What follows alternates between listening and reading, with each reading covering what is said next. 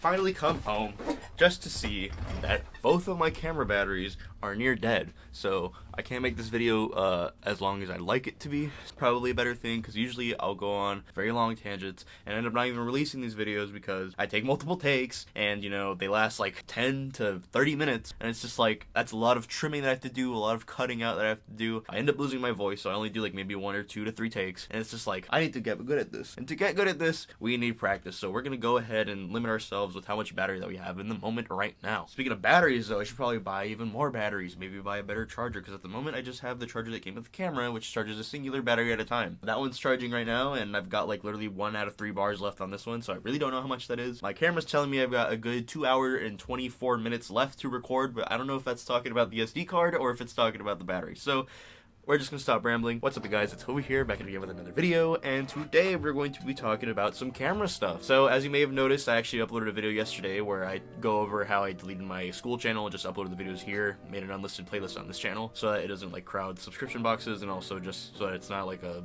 big bulk of like videos that just came out of nowhere, sort of. So if you want to watch that, it'll just be in the playlist tab. You can click on that and it'll be an unlisted playlist. It's got videos from since like 8th grade, one from freshman year, if not sophomore year, and then like the whole virtual era of school when I was doing stuff online. There were actually a couple of videos I did not make it into the transfer over because it's too off the top of my head that I can remember. It's really just because I wasn't necessarily proud of those because they were sort of like last minute and I had to conform too much to the like directions, like the school appropriateness of the subject. So I just didn't upload those here and they just weren't my best example of work. But anyways, what I meant to bring up with all that was that I have a new camera microphone, and you can probably see the box right here. It is the 𝘭𝘰𝘷𝘦 V10 Mark II. This microphone, I picked it up because it's about like $40 to $50-ish. I think I got it for like 40 bucks off of Amazon.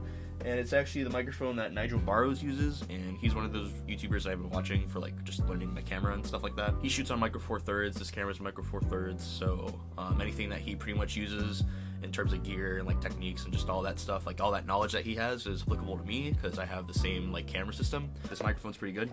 A lot of people go for the Rode Video Micro, or is it Micro? It's Micro or Macro. It's like $56, always on sale pretty much, but it's supposed to be like a $60 mic. It comes with the little foam pop filter. Comes with this dead cat, which is good for using it in the like outside wind environments where it's windy. It's pretty good at canceling that out. And it comes with 2 cables, the one that plugs into the camera and the one that can plug into a phone because it's not the same type of cable that they use. And I do have my Audio-Technica AT2020 condenser XLR microphone thing here that I'm not using right now because I'll go into that right now actually. So I figured that the best time to actually record videos and like possibly actually get some video production going would be when I come home from school, because that's when I got my window open right here to like fill in most of the light apart from this room light. The lighting setup is actually pretty good, and also just I might have like fresh things to talk about just in my head like on the bus ride home. So that's probably something I'm going to try doing now, and I think it might work out pretty decent. I want to go for at least the minimum of a video per month this year, because last year I kind of like was gone for most of it. I feel like this is a good plan, so I'm just going to go through with that and hopefully I can get some consistency out of it, because I would again like to get 1 video per month, so at least 12 videos by the end of the year. And just to continue the subject on cameras, because I feel like this video is just going to be centered around cameras, I actually have these 2 old cameras. I got from school. I'm in this class where we have like a bunch of old technology because we use it for like hands-on stuff, because granted, the stuff is from within the last 20 to 30 years. Not too much has changed. Like, computers still have a processor, they still have RAM, they still have storage, they still have a motherboard, so like we can use that old tech and just be like more hands-on. And also just the installation process is pretty much similar. It's just different technology over time as it evolved, but for the most part it's the general same subject. We also have just like random donated tech from like past students, you know, like class of I guess '01 or something, I don't know, because this camera is from 2001. This is the Sony Digital Mavic FD85 MVC FD85, and it actually shoots off of a floppy disk, so I think I have one in here right now. I got one in here right now. So this camera shoots off a floppy disk. It's from 2001, and the pictures that were on one of the floppy disks, there's like 5 floppy disks. I don't know if the data like record properly anymore, because like when I turn on the camera it's always defaulting to like 2000, so maybe the pictures aren't from 2000, but I'm just gonna take the assumption that it is because this camera is like that old. It takes floppy disks, so you know, you just kind of pop it out like that and you just slide it back in. Floppy disks, you know, very old technology. It can only store up to like 6 pictures on this camera. From what I've seen online, they're not that terrible, but they obviously aren't anything good compared to now with like phones and stuff. You can also record video, like 15 seconds of video, so floppy disks just aren't good. I can't really show you guys any pictures because I don't have a floppy disk reader, so I plan on getting one of those. This is when digital cameras were first becoming a thing, I guess. And, you know, before that we had film. I've wanted to get into Fujifilm cameras because Fujifilm has very interesting cameras. But just to continue off of this subject here with these old 20-year-old Sony cameras, this is the, I call it the Digit 8, but it's called the Digital 8. It might be called the Digit 8. I wouldn't be surprised, but it records off of high 8 tape, and it also is early like digital camera technology, so it uses these things called memory sticks, which is pretty much just super early forms of SD cards. So if that could just focus on the camera real quick. It doesn't want to focus, but it's pretty much just like an early version, like a primitive SD card, a very low storage count. I think it's like 128 megabytes, could be way less actually. Let me check. It is 16 megabytes. I was being too generous. That is how much like RAM probably would have been back then. It even has like a rear LCD touchscreen, which is pretty cool. And you know, you would just kind of vlog with this, I guess. So that's pretty nifty. I've seen the tape that's on here, and it's actually pretty solid quality. Granted, the microphone is picking up all like the tape machine making noise, so if you're gonna actually like legitimately use this to record something, you probably want to use external audio, not the audio built in. But the tape is actually pretty good quality, and nothing beats that authentic like actual tape recorder look instead of just like getting a filter or something. So I definitely want to get a capture card for this, so I can just plug it into my computer and record it.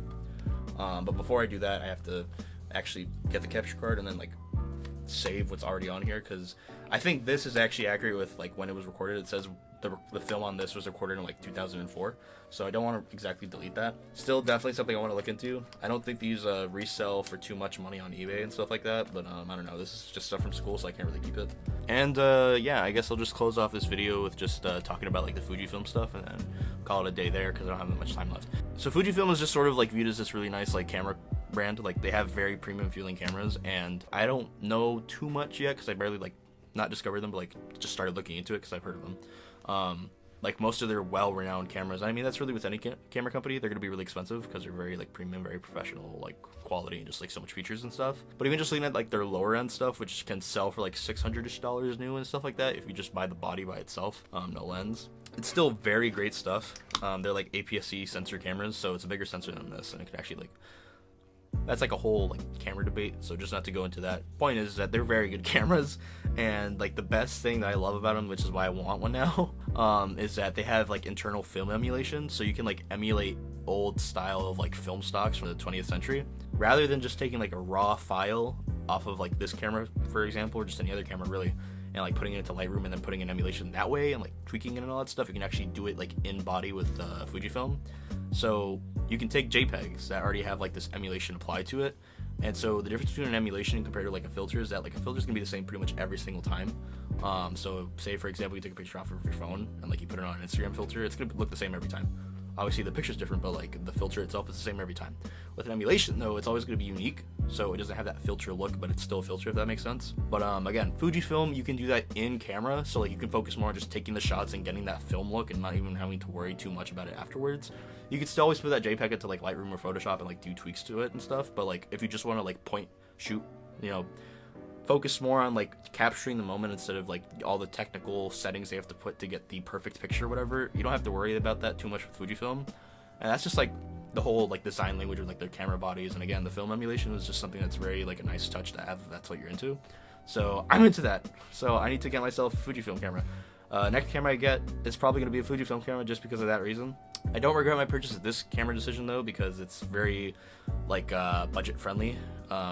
Lenses for this camera system aren't that expensive, and the only real major drawback with this camera system is simply just that it's not the best in low light, but even then like there's ways to work around that by buying accessories that like allow you to pretty much bring in more light into your lens.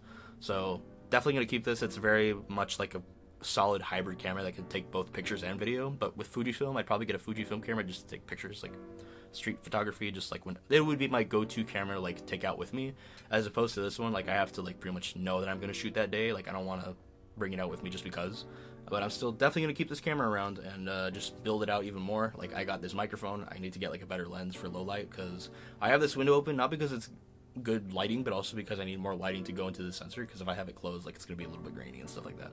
That's pretty much it for this video. Just ranting about camera stuff and just showing off these old cameras and just like my future plans with cameras and upgrades I've made to my own camera, and that's pretty much it. Next video I make will probably be about my music setup, because it's something that I haven't really talked about on this channel, but that's been like my whole thing as of last year, and I just never got to talking about it on this channel. So yeah, that'll be my next video, probably be out next week hopefully. But yeah, that's pretty much it. I'll see you in the next one. Adios.